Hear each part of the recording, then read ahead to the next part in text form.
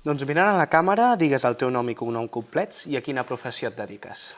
Víctor Peralta i soc escenògraf. Molt bé, doncs ens pots fer uns 5 cèntims de què consisteix el teu treball, sisplau? Doncs bé, el nostre treball com a escenògrafs, una vegada rebem un text que ens truquen per fer una obra de teatre, un musical o una òpera o circ, la nostra funció és crear aquest espai, aquesta atmosfera on passarà tot això, on passarà aquest espectacle. Això significa també que quan estàs creant una atmosfera, crees com una dramatúrgia. També et situa en un puesto o en un temps, perquè nosaltres és qui donem la part estètica del muntatge. Definim una època, si és més conceptual, abstracta, o és més realista, més figurativa, i clar, tot això fa que una vegada tots entren allà, és com una base bastant sòlida de, vale, tots ens fiquem en el teu món que has dissenyat, evidentment a partir de reunions amb direcció, dramatúrgia, però qui fica la part tangible a l'espectacle en aquest sentit som els escenògrafs, figurinistes també, i després els il·luminadors. Uau, molt de treball, no, llavors? Sí.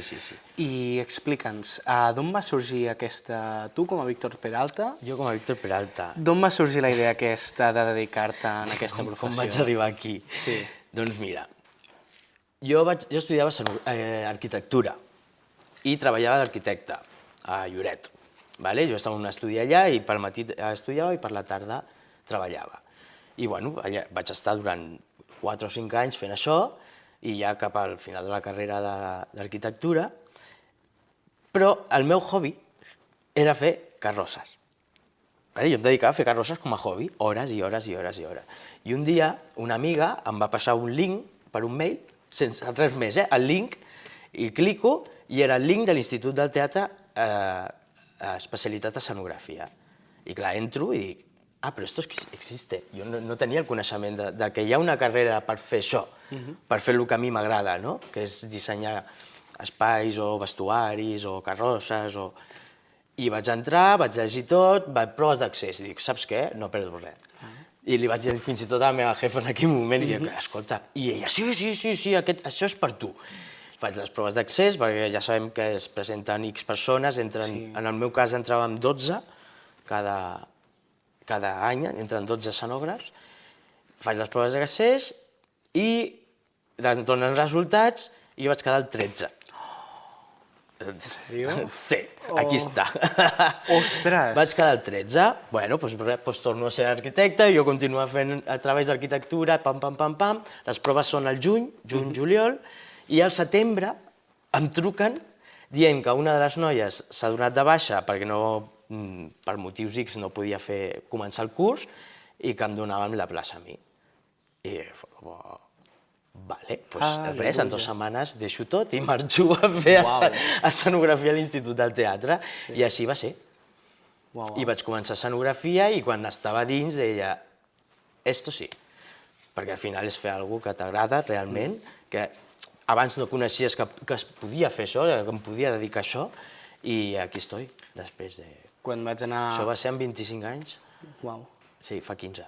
Quan vaig anar a l'ITEA, amb una excursió amb l'institut, vam tenir la sort de veure les aules d'escenografia, els tallers d'escenografies i els magatzems, i és flipant allò, perquè el magatzem on guarden tota la roba, els tallers que tenen per fer les maquetes, les construccions, és impressionant. És espectacular. O sigui, per mi, aquells anys van ser meravellosos.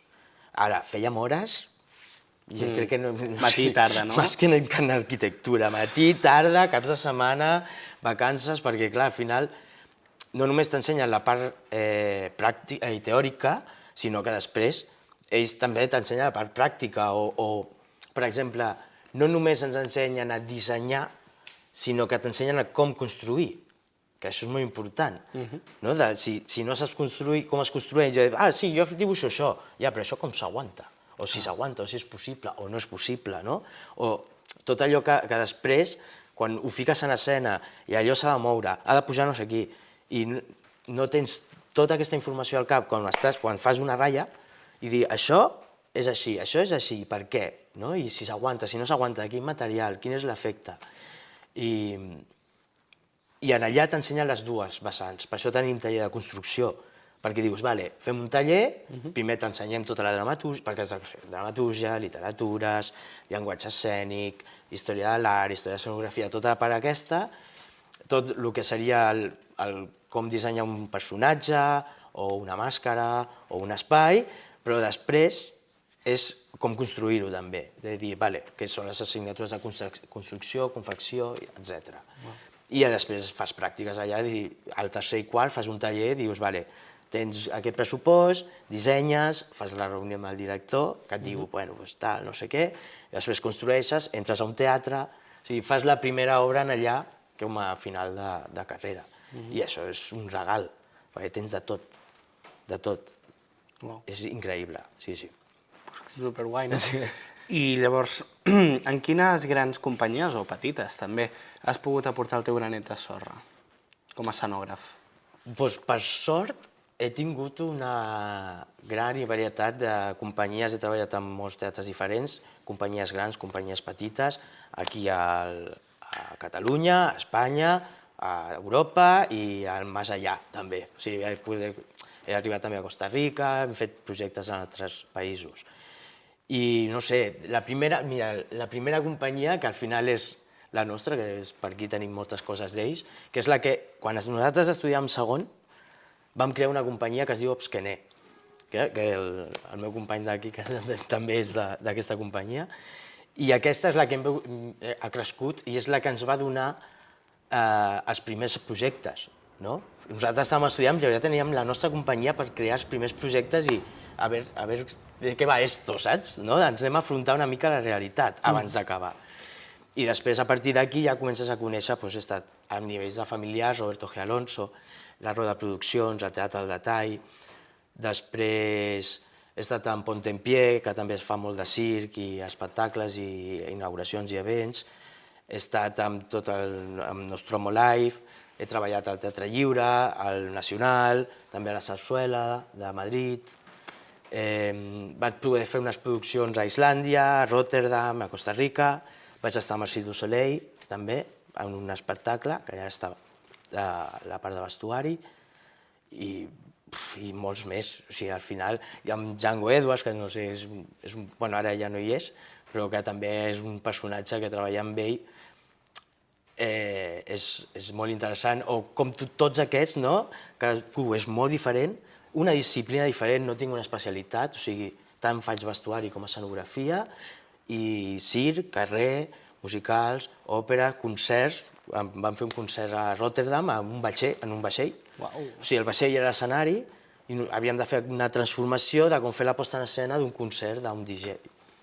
O sigui, són coses... He fet famílies de dansa, de teatre, de musicals també, de text... Llavors podem dir que ets un escenògraf versàtil, no? Sí, sí, i a mi m'encanta perquè al final veus que tens...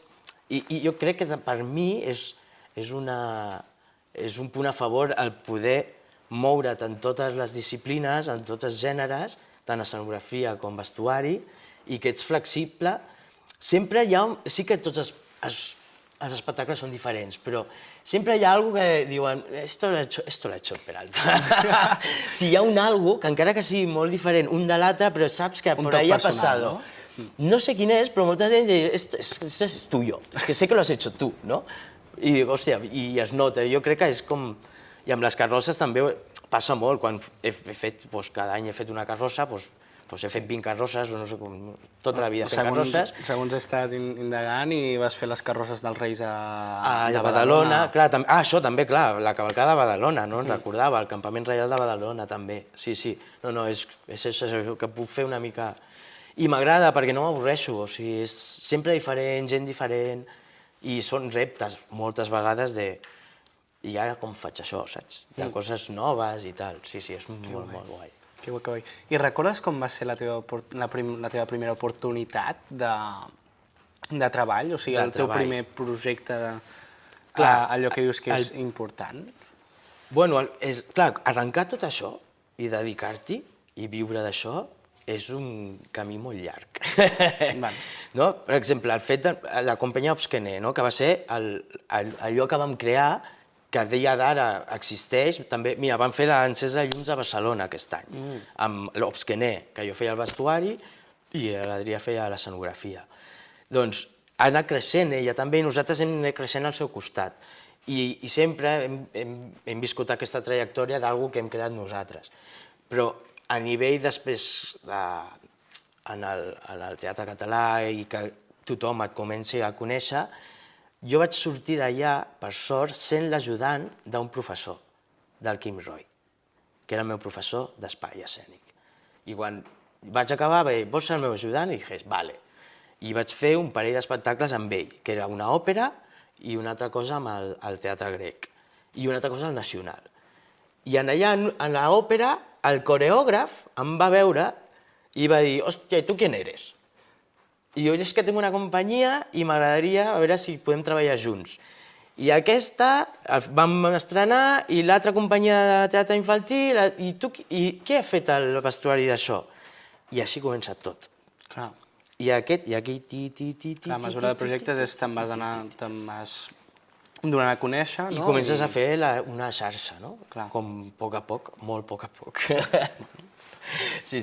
Però a poc a poc i bona lletra, no? I després de tota la gent que has conegut durant tots els estudis... Allà, el bo d'escenografia és que són una pinya. O sigui, jo quan entrava primer i estaven els de quarts, aquells 4 cursos, tu entres i et fas amb tots. I és curiós perquè no hi ha una competència, saps? No hi ha enveges. I pensa que jo vaig fins a quart i entraré a primer. O sigui, estem parlant de 8 generacions que han anat coincidint i que ara mateix tenim un grup alguns i tal de quiero esto, o ¿dónde consigo esto? M'ha sortit aquesta feina, jo no la puc fer, a algú li interessa? I això també, jo vaig començar fent Reis de Badalona perquè una de les noies que estudiava amb mi era la que s'encarregava de Trezzo, necessitava un ajudant, vaig entrar d'ajudant, ella va marxar l'any següent, em van dir que volia quedar, i durant 8 o 9 anys he anat creixent, i ara m'encarrego de tota la cavalcada, de les carrosses, dels carros i tot això. I és això, sempre. No? L'escaleta. Que guai, que guai. Doncs, abans has dit que has participat en el Cirque du Soleil. Sí. Quina és aquesta... O sigui, això són paraules majors, com quina experiència... Clar, quan entres allà i veus que dices, vale, esto sí que és too much, todo. I pensava que arribes allà, és com un campament, no? Està la carpa gran, tot ple de carpes, i clar, entres i veus molta gent, 50 artistes, no sé quants de vestuari, no sé quants de maquinistes, produccions, tens o sigui, hi ha un menjador, cuina, hi ha cuiners, o sigui, ho tens tot allà, saps? I comences i dius, bueno, això serà realment com una fàbrica, no? De, bueno, jo entro aquí, nadie me conoce, i vaig fent. Hòstia, no, és una família, és molt heavy. Sí? Com aconsegueixen que tanta gent facin una pinya i entrar allà i el dia que entres i no sé què, el de l'altre, i vas passant per les carpes. És increïble de... Hòstia, i més quan després portes un any amb ells, que encara és més, que ja és com una família. Després, la manera de fer, de treballar,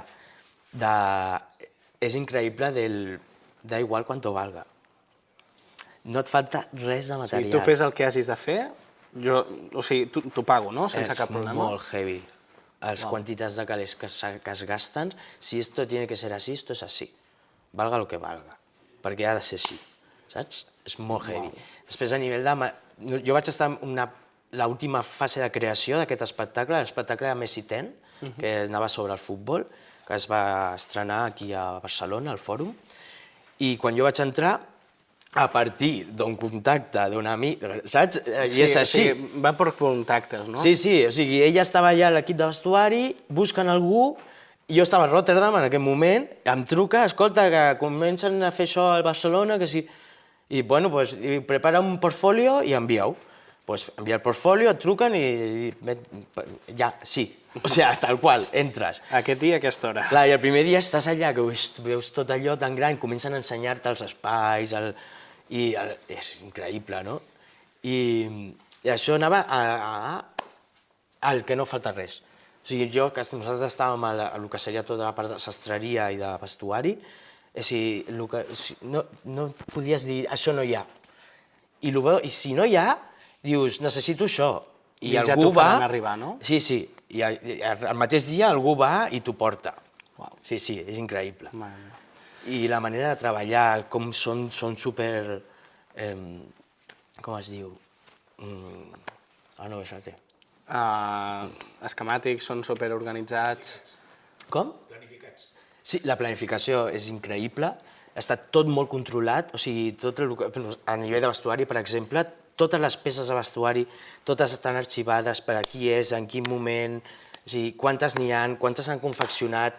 Després també, si aquell vestuari s'ha de destruir, és tot també com una fase de destrucció del vestuari perquè ja és vell, ja ha fet un nou, doncs aquelles... No, hi ha un control de tot increïble. A nivell artístic és espectacular com van afinar en una cosa, a la mínima cosa, no? És com... En el meu cas va ser com... Hi havia un lleó que sortia a escena, que era el número dels xinos, pels xinos aquests, i hi havia un lleó que va arribar de Canadà i un dia em ve el meu jefe i diu: escolta, Víctor, mira, és que aquest lleó no té vida a l'escenari. I jo em quedo així, i jo, vale. I jo, bueno, clar, és un lleó que està fet. Vale, com li podem donar vida? I amb els ulls, doncs vale. Jo durant potser una setmana o així anava demanant coses de com puc fer, perquè m'ho van dir, ho faràs tu. I jo, vale, molt bé, i és prova-error. Doncs ho farem això, doncs porteu-me això, i fas els ulls. Porteu-me això i fas els ulls, i ho proven. No, encara no.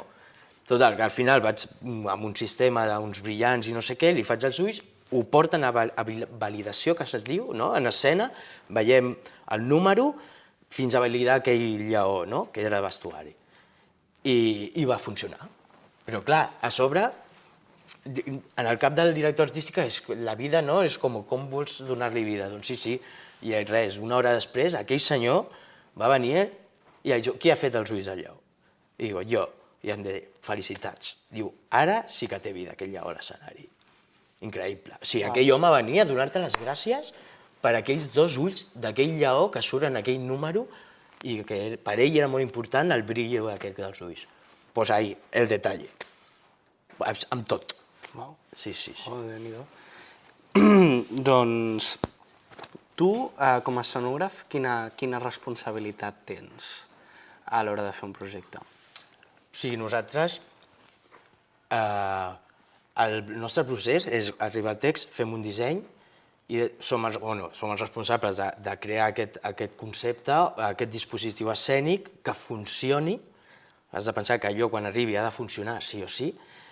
Després has de fer tota la part de plànols, de construcció i tal, després encarregar-ho, i quan el constructor està construint, has de tenir reunions amb ells per veure si el que tu has fet és possible o no, perquè ells tenen un coneixement també més de la part d'enginyeria, hi ha coses que dius, vale, perquè s'aguanti això quan ha de ser de gruix. Que tota la construcció vagi com tu vols, d'anar fent visites, esto és això, és així, aquest acabat és així, tots els detalls has de decidir si allò és del color aquell, si el botó, el mànec d'aquell armari és tal, que tot això es munti alhora, el dia que toca, tot el muntatge, sempre surten coses, moltes coses, que no funcionen, que no quadren, que no has pensat que allò no sé què, ser capaç de solucionar-ho ràpid, de que tot comenci a quedar ja com està finiquitat, per dir d'una manera, de dir, vale, això ja està, ara sí que funciona, perquè hi ha moltes coses que, encara que tinguis la maqueta, que tinguis els plànols, hi ha coses i detalls, que això em passarà sempre, tota la vida, perquè com sempre fem coses noves, vale, no he pensat que això quan baixa tal, no sé què, fa així, la porta tal, doncs no ho vas pensar, ara hi penses, no? Però hi ha molts detalls d'aquests. I després has d'estar allà tots els assajos per veure que allò es mou bé, si ho poden moure bé, si funciona, si no, si tal. O sigui, en el fons has d'estar sempre en tot el procés, des que fas la primera línia al final de tot. O sigui, és el que toca. Uau. Doncs, normalment, quin és el temps que disposeu per fer tot aquest muntatge del material i de la construcció? Clar, això depèn de l'espectacle. Hi ha espectacles petits i els grans. Per exemple, l'exemple de gran, que seria ara mateix el dia de Marmota, ara quan vam començar això? Fa un mes. Estem al maig. Del maig fins ara al juliol és el temps que nosaltres tenim per dissenyar. El dia 5 de juliol presentem el projecte. Això serà així. Després de fer totes aquestes reunions, tot el procés de quan comences amb una cosa i acabes amb una altra, òbvio. A partir d'aquí nosaltres tenim un mes per fer plànols de construcció. I aquí ja comencen a fer els pressupostos, al setembre ja comencen a construir, ja comencen a assajar com 2 mesos abans, i a novembre es comença a muntar el teatre normalment és un mes o 3 setmanes, depèn de la producció, i ja s'estrena al desembre, el 21 de desembre. O sigui, hem començat al maig, a mitjans de maig, i s'estrena a final de desembre. Aquest seria un.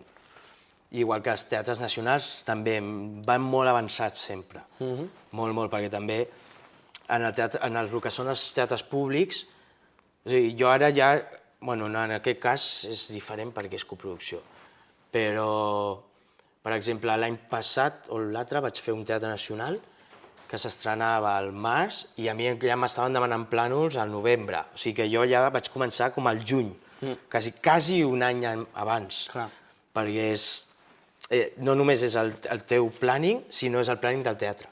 Que el teatre té uns tempos, els aquests públics, perquè han de presentar a concurs, la construcció, és tot molt avançat. És com van una temporada abans. Suposo que cada teatre és un món, no? Sí, després, per exemple, hi ha òperes que t'estàs 2 anys per fer-les. I després hi ha projectes més petits, que, per exemple, Tauma ho van fer des del gener fins al maig, va ser tot això, més o menys. Allà dintre estava tot, la construcció, el disseny, i a sobre era una creació, que quan fas creació és prova-error perquè parteixes del no-res, en tot. I vam estar això des de 5 mesos. Cada producció és un món i cada companyia també. I suposo que tindreu algun espai habilitat per fer els acurats, com en aquest magatzem. Sí, exacte, com aquí. Aquí, per exemple, tot el tema, l'últim que va ser Tauma o tal, sí que es crea aquí. Depèn del meu tempo, perquè abans sí que feia més construcció jo. O sigui, jo no només dissenyo, sinó també construeixo i a nivell de vestuari també confecciono. O sigui, dibuixo i confecciono. Però arriba un moment que has de començar a que ho facin els altres, perquè tu ja comencen, el volum de projectes és un altre i jo no puc. No puc dibuixar, o sigui, no puc fer-ho tot. Perquè dic, o soc l'escenògraf o soc el constructor, saps? Per dir-ho d'una manera. Abans no, eren coses petites i ho podia ser tot. I ara ja és com, vale, jo dic com i algú construeix perquè tu has d'estar en els assajos i no tens temps per construir, clar, perquè estàs en una altra fase de creació. Doncs ara mateix ens has dit que estàs treballant en el musical del Dia de la Marmota, no? Sí. Per tu, quin nivell de dificultat diries que és treballar en un projecte com aquest musical? És un dels més difícils que has treballat? Un musical, els musicals és del més difícil, en general, per mi. He fet de tot i el tema musicals és increïble.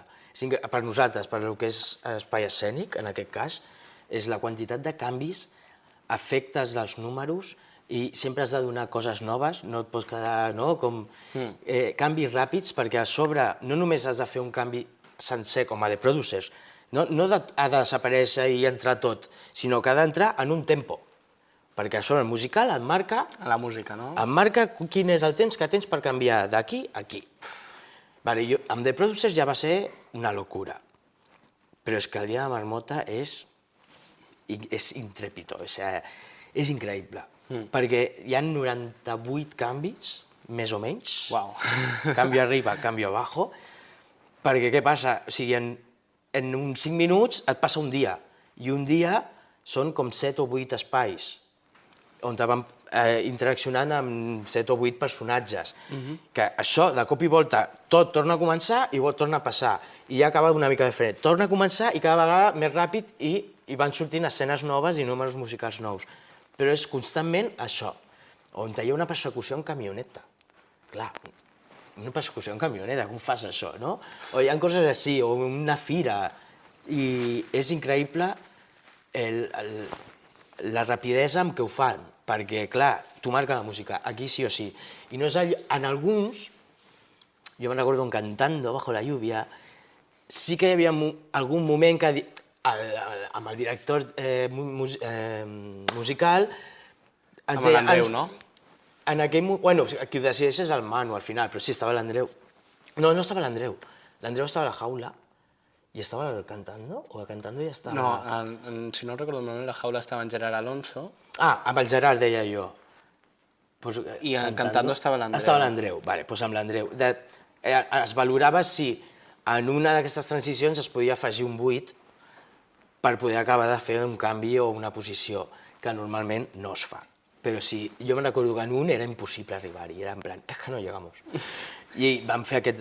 Però, per exemple, el dia de Marmota no ho pots fer, tu no pots afegir un buit, perquè és que la primera cançó, una, sense parada, és tot un dia. Hi ha algun diàleg petit, però és increïble, és molt cantat, això. I no pots dir, no, ponme un 8, no. És apáñate i que tot estigués opuesto quan toquen el número de la cançó. I a Cantando bajo la lluvia, el tema de la pluja, com ho vau solucionar? Això t'encarregues tu? És un sistema de regs. Sí, bueno, al final, això sobretot en aquest cas s'encarregava el director tècnic, que era el Titín en aquell moment, de com, clar, nosaltres, tu com a escenògraf també decideixes, pots dir com es pot fer, però decideixes quina quantitat de pluja, o si hi ha 3 línies o hi ha 4, però això es treballa molt amb la part tècnica, de dir com es fa aquesta pluja. Doncs la farem amb un tipus d'espersor, que tal, que no sé què, que no sé quantos, que poden anar connectats X, que aniran a parar no sé on, saps? O sigui, ells també t'expliquen una mica, és el que et deia abans, com funciona, com fer això. Ara, la neu és més fàcil de fer, però després el terra aquell, com fem que això desaigüi, si no, es queda i després desaigua, com farem aquest terra, quina és la millor opció, i això ho treballes molt amb l'equip tècnic, que al final són aquell que estarà allà i que comença el muntatge, organitza el muntatge de totes aquestes efectes, no? I, doncs, això.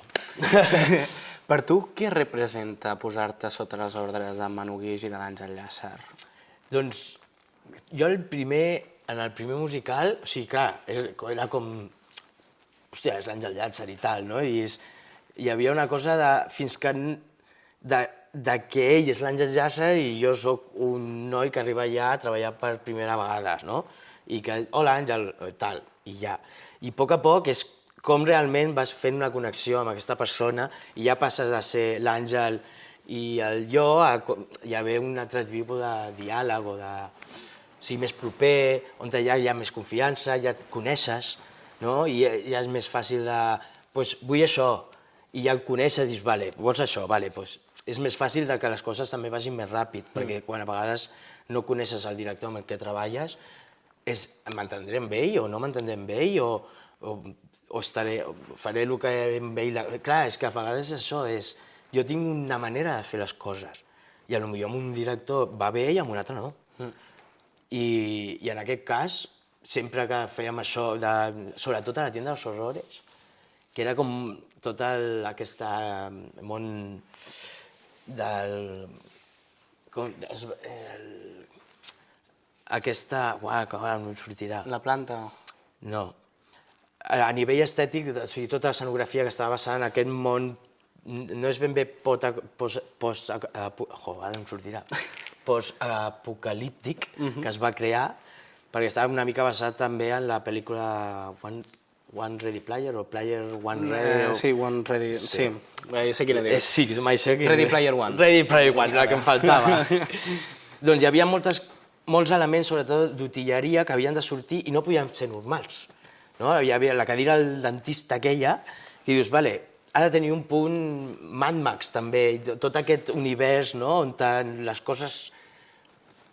Havies de pensar que aquella cosa havia estat abandonada fa anys i dir, vale, jo cojo esto, lo uno, i ara estem en un món on les plantes són blaves perquè no hi ha aigua i, clar, és imaginar-te alguna que no existeix, no? Que és el que es fa en ciència-ficció. Era una ciència-ficció en aquest sentit, on un contracte no és un paper.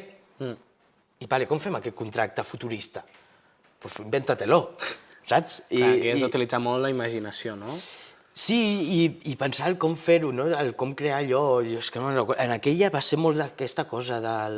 Les plantes no estan plantades en testos, estan en bosses que l'hem envasades al vacío, que hi ha un líquid blau que els injectes perquè creixin. O sigui, clar, entres en un món que l'estàs generant tu. I a nivell estètic tot allò havia de funcionar. I allà va haver molts invents de catxivatges d'aquests, deies, Àngel, aquesta cadira del dentista, tens alguna cosa en concret en el teu cap? Diu, no, però que no sigui normal. I no, ja que imagino, normal no pot ser. I és com, vale, com faig aquesta cadira? Pum, doncs fas un dibuix i si li faig tentacles a la cadira, que hi ha les eines enganxades, què passa? Que tot allò també repercuteix a la coreògrafa. Si jo li trec la cadira, que totes les eines van enganxades amb uns tubs que estan penjats i que es obren i que pots jugar amb això, clar, imagina't que jo decideixi que aquella cadira era així i li fas el dibuix i dius, Àngel, és això? I diu, què són aquests tentacles? Com diu ell, i li expliques, mira, jo crec que això hauria de ser així, no sé, tal. Diu, sí, m'agrada, però clar, aquella decisió meva en aquell moment, primer, fes-la, perquè el dibuix era molt maco, però després havia de ser real. Sí, clar, després representa-ho, no? Porta-la allà i que la coreògrafa farà el número del dentista, al final era amb la meva cadira, els tentacles que jo havia decidit per fer aquella cadira. I és com tot així. I en allà ja comences a dir, vale, doncs t'entens amb ell, no? I és ràpid, no has de fer 8, sinó que ja vas directament a la solució. Hi ha algun projecte que et faria especial il·lusió de fer? Especial il·lusió. Allò que dius que encara no Què me havies... falta? Exacte, perquè, vull dir, has passat per totes les disciplines, però alguna cosa que diguis, ostres, doncs, no sé, em fa curiositat fer-ho algun dia, o creus que ja... A veure, jo sincerament, a mi el que m'encanta i és on vaig començar són les carrosses. Les carrosses. Però aquí mai he tingut l'oportunitat de fer una carrossa Disney, per exemple. Disney en el sentit que tinc 6 metres que puc pujar, que tinc unes plataformes especials amb una persona dins, amb uns no sé què, amb uns faldons, amb una maquinària que allò es mou. Això jo seria feliç. Però, clar, aquí no ho pots fer. O sigui, tu tens sempre límits de tots, no? I molta pasta, no? Doncs fer una carrossa d'aquestes de uau, seria espectacular. Així jo seria feliç. De Disney, però en el sentit això, d'aquestes que no tinc límits. Ni d'alçada, ni de moviments, ni de materials, ni de mecànica. Tu passaries bomba, no? Buah, i que pogués ficar el que volgués, seria meravellós. Sí, meravellós. Ara he arribat pues, a lo que se puede. Sempre intento canviar, imaginar una mica més i fer-ho, però fer alguna cosa així seria increïble. Vosaltres, els escenògrafs, teniu també la responsabilitat d'estar funció darrere funció cada dia? O això, per moure, per exemple, l'escenografia? O això s'encarreguen, per exemple, els tremolles? Quina diferència hi ha entre els tremolles? No, nosaltres el dia de l'estrena acabem. Sí. O sigui, durant tot aquest procés fins al dia de l'estrena sí que has estat allà amb ells cada dia, de com movem això ho fiquem aquí, de marcar-ho, de com fer-ho tot i a l'ordre, el ritme, la velocitat, de baixar taló, sí, però com baixar taló? Has de dir-ho tot. I després tot allò queda marcat. I després has el regidor, que el regidor ho té tot apuntat. O el que no està marcat ho té ell. I té velocitats, ho té tot. I en principi, a partir d'allà, ja l'equip de maquinària, que són els tècnics, ja van sols. Et poden trucar, no sé, si hi ha hagut algun problema amb alguna cosa que no havia fallat fins ara i ara falla, doncs potser sí que et truquen, escolta, que això ara no roda, jo què sé. Que normalment tu després vas al constructor que ho ha fet, escolta, això no funciona, però passa per tu, saps? O sigui, no ho soluciono jo físicament, però t'has d'encarregar que si allò no funciona, com solucionar-ho, no? De donar la teva opinió, jo ho faria així, però després és una mica, doncs no, o així, o tal. Però normalment, en un principi, quan estrenes ja estàs, sí. I els decorats que vosaltres utilitzeu per aquell projecte, què en feu d'aquells materials un cop que ja s'ha acabat? Clar, això també depèn del teatre, depèn de les companyies i dels projectes, perquè al final, o sigui, normalment es guarden una temporada per si, per exemple, nosaltres amb Nostromo ho guarda perquè a veure si hi ha coses que pots arribar... Es poden reutilitzar, no? Sí, jo què sé, hi ha carres, com no farem una nova, farem aquesta i després canviem tot. Però sí que és veritat que quan comences a acumular projectes i tu tens un espai X, cadascú, les grans tenen naus, les petites tenen coses més petites, sí que és veritat que arriba un moment que dir, si entra el nou, l'ovella ha de sortir. I l'ovella ha d'anar a la deixalleria, o sigui, va fora.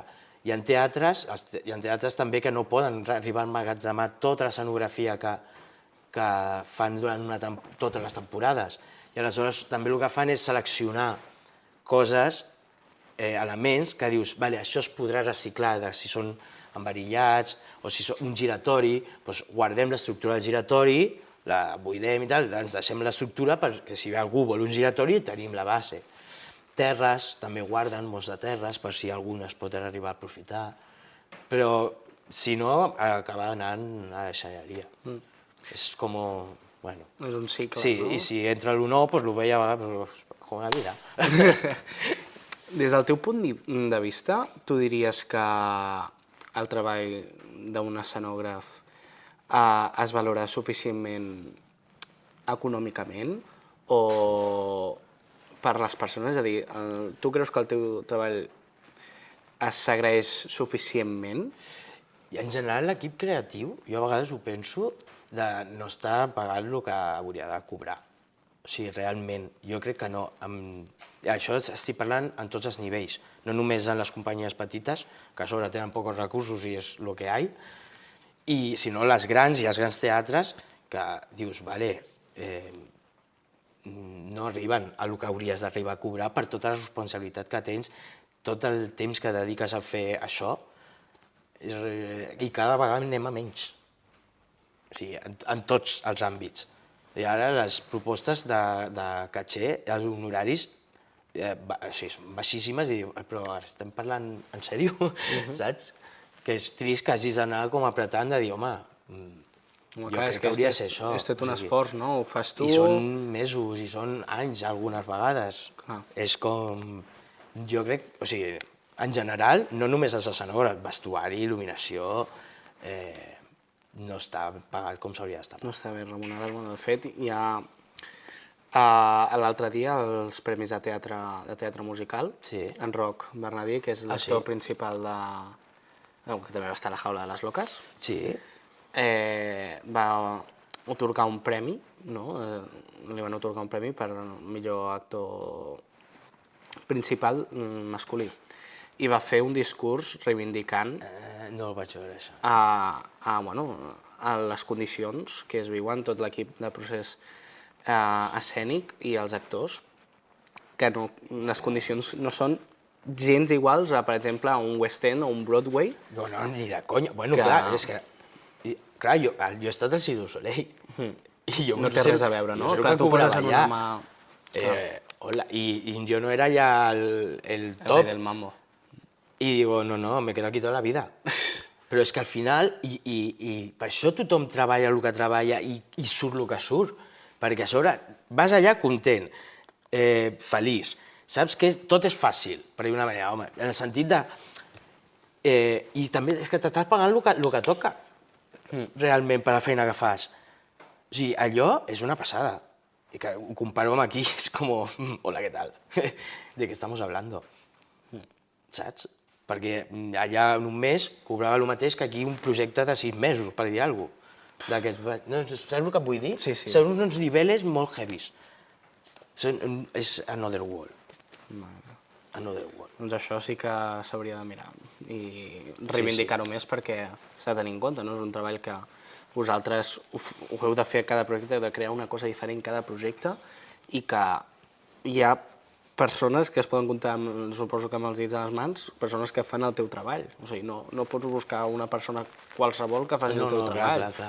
Vull dir, has clar, fet uns estudis molt específics i que és molt de treball durant molts anys i t'has currat molt de temps perquè després a sobre no estigui ben recompensat, no? Bueno, i al final, és el que s'ha establert aquí. I s'ha establert en tot, a tots els nivells, saps? Però mira, una comparació, ara que deies de sous, seria aquesta, per exemple. Que clar, dius, és que no té res a veure. No té res a veure. Res a veure. I doncs per acabar, ara sí, l'entrevista, una última pregunta. No és una pregunta, és una anècdota. Explica'ns alguna situació així divertida que recordis en algun projecte, que sigui graciosa o que t'hagi rigut o t'hagi marcat, no? Madre mía. Pues que cada dia és una aventura, si no passa una cosa tant cap a bo com cap a dolent. Però alguna en especial. Sí, alguna en especial així que diguis uau, ho recordo com si fos ahir o... Hòstia, ara mateix m'has deixat muerto. Pensa, no et preocupis. Hòstia, és que no sabia què dir-te. Alguna especial. O alguna que ha passat ara a The Producers...